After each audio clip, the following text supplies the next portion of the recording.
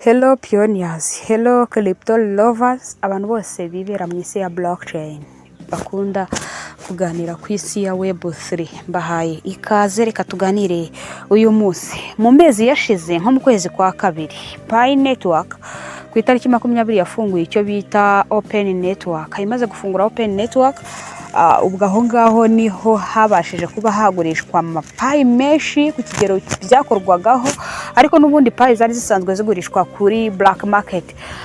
Iyo tuvuze black market ni ukugurisha ku gice cy'icyamunara, isoko ridafite amategeko n'amabwiriza ari buri genzure ngewe nawe ibyo twemeranijwe n'ibyo twumvikanye n'ibyo tugomba kuba twashyira mu bikorwa, nta wundi muntu ujemo nk'umugenzuzi cyangwa se validator ngo arebe ko cya gikorwa dukoze cyaciyemo.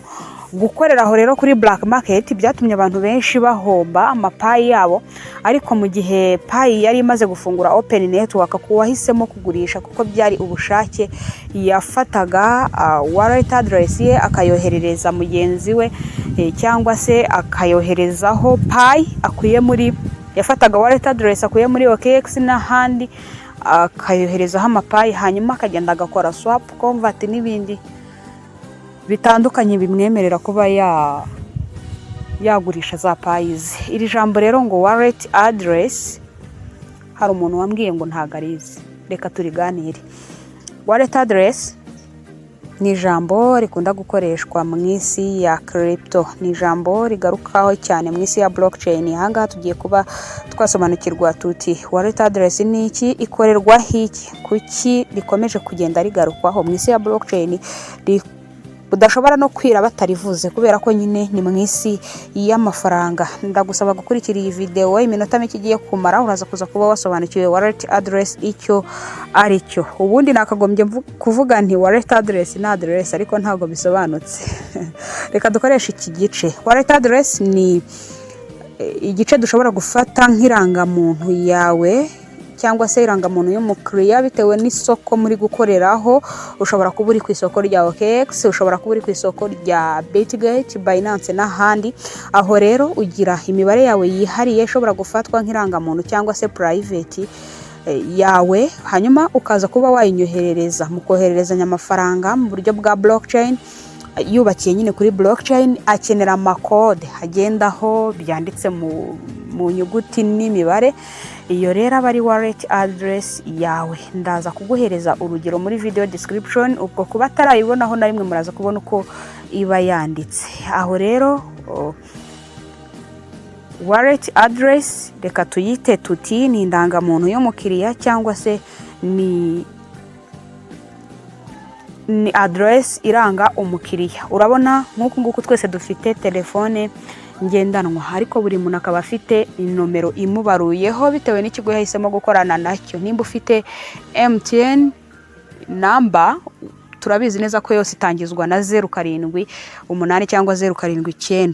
Noneho inyuma ngiye hashobora guherwa 04, wowe hagaherwa 02, undi hagaherwa 09. Iyo ni prive number yawe, ni nomero yawe bwite ibikubaruyeho.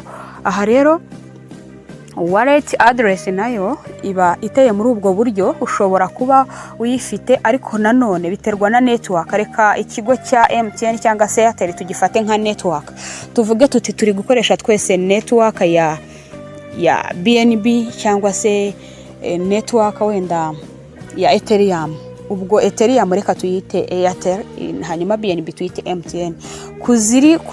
Kuri wallet address zikoresha BNB, ubwo niba nimero ya telefone itangizwa na 078, ubwo nazo hari inyuguti zitangira, itangizwa n'inyuguti ya wenda ishobora gutangizwa na OE hagakomeza imibare, cyangwa se 0x hagakomeza imibare, cyangwa se bitewe nuko wallet address iri muri network runaka igira ibintu bitangira n'ibiyisoza bitewe na network wahisemo kuza kuba wakorana nayo. Byari urugero kugira ngo ubashe kuba wabisobanukirwa, ubashe kuba watandukanya, wamenya icyo wallet address bivuze. Kubera ko rero nkuko nari ntangira urugero ku bice bisanzwe bijyaniranye na network dukoresha mu Rwanda, kugira ngo byumve neza uwo murongo, iyo nimero yitwa iyawe kubera ko ikubaruyeho. Aha rero kuri blockchain bisa n'ibitandukanye mo gake, kubera ko KYC ikorerwa rimwe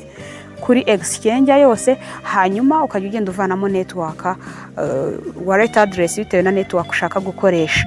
Ubwo nimba uri verified kuri Binance, ubwo ushobora kuba ufite ama wallet address arenze 5,000 bitewe na coin baristinze, bitewe n'amafaranga bakorana nayo yubakiye kuri blockchain. Ubwo ufite wallet address ya BNB, ya Ethereum, ya Litecoin, ya USDT, ya TRX, ni nyinshi cyane. Urumva izo nizo dukoresha buri munsi, nizo numvishemo, ariko hari n'izindi ziba ziri aho ngaho tutarakoresha na rimwe, ariko zose wazakiye wallet address bayiguhereza. Hanyuma rero iyo wallet address niyo ukoresha ugahereza umuntu mugenzi wawe, akaba yakohererezaho amafaranga akakugeraho. Aho rero ntago biraza gutandukana gatoya. Twafatiye urugero kuri sim card kugira ngo bisobanukirwe, biraza gutandukanaho gato.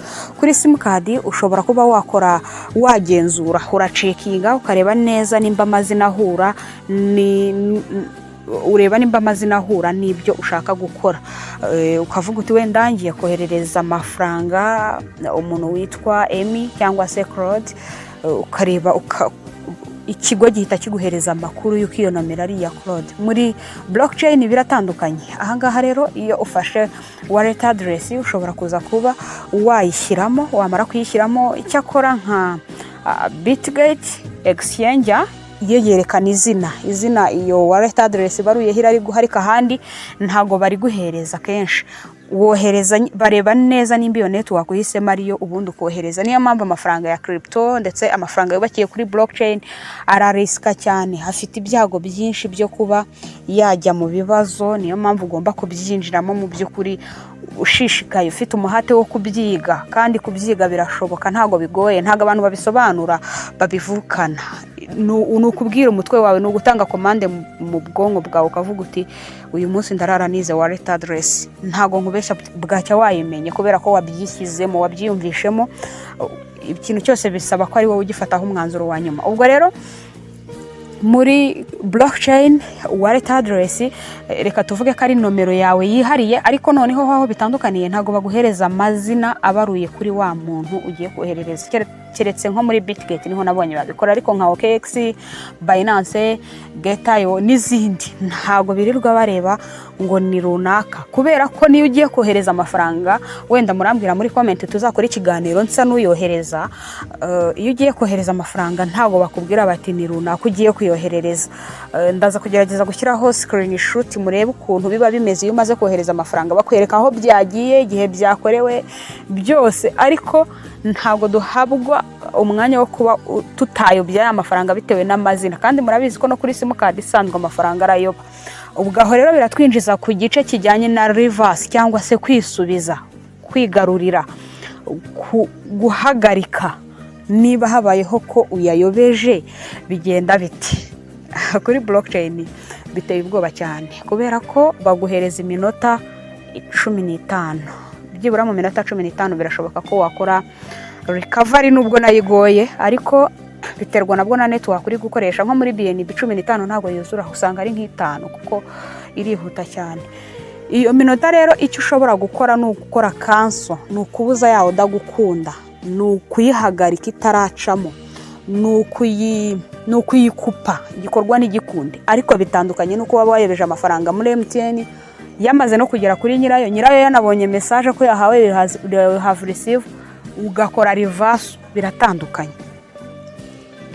Hani uyobeje amafaranga, usibye ko no kubona contact zawo wallet address uyoberejeho amafaranga bigoye, unamuhamagaye kuri telefone yemerewe kukwitaba kanakubwira ati nayabonye, atagize ubunyangamugayo nga yakoherereze, nta kintu na kimwe ukoraho. Nibakaje bababeshya, ntago reverse yo muri blockchain yoroha, ntago igipfa gukunda, kuko igihe cyose ugiye kohereza amafaranga barabikubwira bati ntago hajya habaho guhagarika cyangwa se kugarura amafaranga yamaze kugenda. Ubwo niyo minota 15 baba baguhaye, ntugire ngo baba bayiguhaye ngo banze checking, baba bari busy bari kureba bati ese ko wohereje amadolari 50 ukaba uyohereje kuri wallet address wenda ya Claude, bo baba bari kubibona ko ari wibaruyeho. Hanyuma se uwakoresheje network ya nyayo, aya mafaranga saruzuye, muri sex akenshi ariho uri gukorera baba bakiri gukora icyo twita validation, igenzura. Haba hari agakipe gahari karimo karareba niba igikorwa ukoze kitanyuranyije n'amategeko ya exchange, bakagenzura bakavuga bati uwa mbere akemeza ati ndabona amafaranga yuzuye ni sawa, uwa kabiri ati network wakoresheje ni sawa, uwa gatatu ati igihe byagennye byari gutwara ni sawa, address yohereje amafaranga nayo ni sawa, yakoze KYC, ubwo amafaranga akagera kuri nyirayo. Iyo bamaze kwandika ijambo approved cyangwa se send successful cyangwa payment successful, bashobora gukoresha rimwe muri ayo ngayo mvuze. Nta kindi kintu na kimwe wemerewe kurenza aho ngaho. Ubwo navuga ni kaba kabaye hahandi wohereje abamaze kugerayo. Ariko kandi ikintu cyiza kuri blockchain, iyo umaze kubikora gutyo, urabona nko muri mu bigo bimwe mu masenta amwe namwe muri izi network zidufasha nko muri Airtel cyangwa muri MTN, ushobora kujya gusabayo historique bakakubwira bati uzagaruke ejo dufite abakiriya benshi. Kuri blockchain wicaye uri gufata nk'ibya saa sita cyangwa se bya nimugoroba, ubwo nyine ndi kuvuga n'ubundi uri busy, ariko ushobora ku accessinga telefone yawe nk'iminota 10, usaba historique niyo yaba ari iyo kuva ugifungura iyo exchange kugeza izo saha, barayiguhereza bakakwereka uko ibintu byagiye bigenda, nimba hari amafaranga yagiye ku ruhande, nimba hari ayo wakiriye, byose bagenda babiguhereza. Iri jambo rero ngo wallet address, ntekereza ko nuko dushobora kuba twarisobanuraho, ni private code zawe cyangwa se private number igufasha kuba wakwakira amafaranga akava mu gice kimwe akajya mu kindi. Ni nyinshi cyane umuntu aba afite, ubwo biterwa n'iyo exchange wakoreye verified ibyo yakira, ariko kandi ushobora kugira wallet address zidaturutse muri exchange, zitari kuri DEX, kuri SEX, ahubwo ziri kuri DEX cyangwa se decentralized exchange. Ahangaha naho iyo wallet address yawe igira agaciro iyo ukibitse amagambo yawe 28 cyangwa se 12. Ubwo DEX murabizi ko twabisobanuye kari wallet cyangwa se kofi ugiraho uburenganzira ari ukubitsa amagambo yawe y'ibanga, cyangwa se bakaba baraguhaye nka private key zawe. Hanyuma ubwo ya mafaranga iyo umuntu ayohereje araza akakugeraho neza cyane, ukaza kuba wayakoresha ibindi. Ushobora nawe guhita uyohereza ahandi hantu bitewe n'ibyo uyakiririye kuyakoresha. Iri jambo rero wallet address, umuntu wari wambwiye ati ntago nzi ikintu rivuze, ushobora kuba warisobanukirwa muri ubwo buryo, cyangwa nimba ntarisobanuye mu buryo bwiza, wenda n'abandi baza kumfasha muri comment. Tuba turi gukoresha bya blockchain bisaba ko mwese muhana ibitekerezo, nta muhanga wabyo uhari. Hanyuma rero impamvu wallet address igarukaho muri isi ya blockchain nuko nta banki birimo ibigenzura. No kuvuga ngo validation ishobora gukorwa ariko igakorwa online, ariko nabwo ubwo abari ku gice mwisunze igice cya SEX cyangwa se centralized exchange, ari naho ama exchange menshi ari. Naho kuri DEX nta validation ibaho, umara kohereza yagezeyo. Ubwo rero ntabwo hari support yo kubwira ngo twataye account twayobeje amafaranga mudufashe, ntabwo iyo support bayiguha. Ntabwo hari password recovery. Iyo umaze kohereza wallet address yawe uba ufite ibintu bibiri, uba ufiteho amafaranga cyangwa se utegereje ko aza kuza kukugeraho. Address ishobora kugaragara ahantu hose, ariko nanone iyi address ushobora kuyigarura cyangwa se kuyigeraho ukoresheje icyo bita private key, ari nazo utagomba gusharinga. Aha rero ibyo abantu benshi bakunda kwitiranya, bagira ngo wallet address na private key ni bimwe. Birahita binsubiza kuri update Pi network iherutse gutanga mu minsi ishize. Ntabwo nabonye time yo kuba nayikoraho video, ariko reka tubigarukeho muri iyi video, muri hangana niba mo ndende. Pi network iherutse gutanga uburyo bwo kuba wareba private key zawe. Ariya na magambo ushobora kuza kuba wakoresha mu gihe uhinduye nka telefone kuri Trust Wallet na MetaMask. Niko bigenda, mu gihe uhinduye telefone ukoresha zira private key, account yawe igahita igaruka n'amafaranga yarari hakajyamo. Hari igihe rero muri iyi minsi hagiye gutera ikintu cy'ubujura umuntu akakwandikira online akakubwira ati mpereza private key yawe, ntuzabyitiranye na wallet address. Ni mu byandika tuzabikoraho ikiganiro tubitandukanye, ariko nta kwaka private key ukamuhereza ziriya, ubwo azaba agiye kugira access kuri wallet yawe. Habaho uburyo bwa recovery yayo. Ubwo rero wallet address yawe ni aho bohereza amafaranga, naho private key ni urufunguzo rukingura aho amafaranga yawe ari. Iyo utaye address ushobora kuyisubiza ukoresheje icyo bita private key cyangwa se seed phrase, byose birayigarura. Ariko nanone umuntu wataye private key ntago habaho recovery. Iyo Pi network yakoze open network, icyo biba bivuze ni iki? Habashyizweho uburyo bwo kohererezanya amapi ku buryo kiri ni closed environmental, cyangwa se hashyizweho uburyo bwo kwakira indi miryango ya blockchain, hashyizweho n'uburyo bwo kuba yaba listed kuri exchange. Nibwo iri jambo ryatangiye kuba ryasakara. Hano abantu bose baba batangiye kuba bagurisha amacoin yabo, babyemewe kuba bihisemo. Wallet address ibishobora kuba yava muri OKX ukayijyana muri Pi, koherezayo Pi zawe, ubundi ukaza ukaba wagira ibyo uyakoresha. Pi wallet address igaragara ikoreshwa iyakira izo Pi niri ku gice kiri kuri mainnet, naho kuri OKX ushobora kuhabona wallet ya Pi. Urebye kuri OKX ukareba kuri deposit address, ubundi ugasacingamo coin yari yose ushaka gushakishamo. Ni mu byandika ibi ngibi tuzabikoreraho video yihariye ibisobanura neza. Uko wallet address rero ikora mu isi ya blockchain ni uburyo bukurikira. Wallet address ikoreshwa nka cryptographic hashing, ikora nka ID ya block, ihuza account y'umuntu n'iyundi, igakoreshwa mu gusinya signing in transaction. Buri transaction ikorwa mu buryo bwa digital, ndetse ni nkuko wafata ikarita yawe ya banki ukayikoresha mu bikorwa bya payment, ariko blockchain igakora mu buryo butasa nk'ubwa traditional bank. Ahangaha nekereza ko birimo bigenda bisobanuka. Inyungu zo kugira wallet address rero ni ugukoresha blockchain nta yandi mananiza, gucunga amafaranga yawe wenyine, kubika no kohereza digital asset, ndetse no kugira ubwisanzure butangwa na Web3.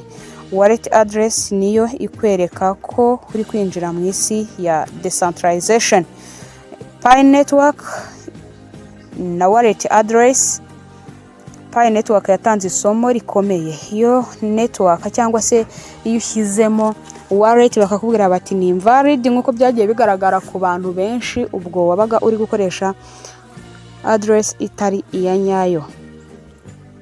Aha rero nakubwira nti nuko nguko dushobora kuba twabisobanura. Ntuzigere ushyira private keys zawe kuri internet cyangwa se ngo zibika ahantu hashobora kuba hakaccessinga internet, kubera ko private key yawe ishobora kuba yaguta mu bibazo. Ubwo nkozeho iyi video bijyanye na biriya Pi network irutse kuba yakora. Ntugakoreshe wifi za public kuri wallet yawe, kubera ko bahinjirira baguhakinga. Private key nisimbuzwa password, ariko amafaranga bashobora kuba yakoreshwa cyangwa se yakohererezanywa hakoreshejwe email. Ntago nari nkavuze muri crypto umuntu ashobora kuba yakoherereza amafaranga akoresheje email, cyane cyane nko kuri Binance, cyangwa se agakoresha icyo twita UID. Ubwo nimvuga UID wigereranye nkuko wishyura ibicuruzwa kuri code ya Momo Pay cyangwa se nimba na Airtel Pay baho. Ubwo nubwo buryo ho agenda nta kiguzi bagukase, nta fees bagukase.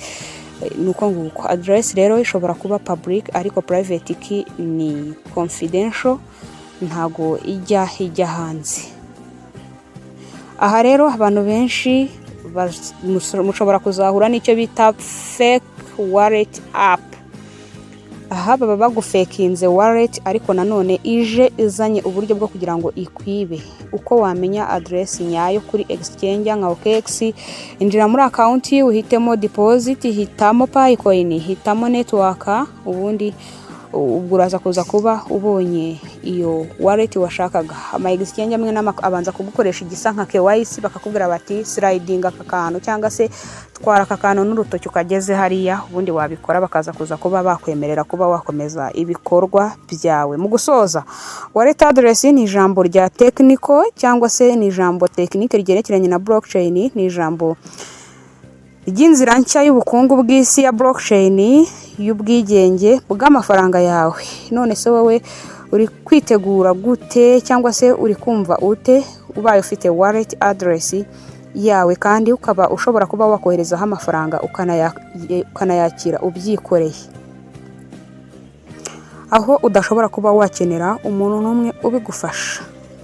Wallet address iba nziza kurushaho iyo witoje blockchain n'imikorere yayo ukabimenya, hanyuma wabihuza n'isi ya web3 ukaba ushobora kuba wakoreraho amafaranga, hanyuma ukanabika amafaranga yawe mu bwisanzure. Nsoje gutyo, ubwo se hazagira umuntu n'umwe babwira bati mpereza private key cyangwa se private, ashobora kubyita mu yandi mazina, ariko uzabitandukanye na wallet address, kuko private key ishobora kuba yakinjirirwaho kandi ibijya gusa nyine na wallet address. Imana ibarinde cyane, nizere ko tuzabana mu biganiro byacu bigiye bitandukanye turi gutegura. Ni nako dufite group WhatsApp ducishamo amatangazo, ushobora kutujoininga urebye handitse mowa, ubwo ni muri video description cyangwa se muri comment ya mbere. Wanyumviraga kuri Rugwiro Pro Zone mu ijwi rya Rugwiro Pro.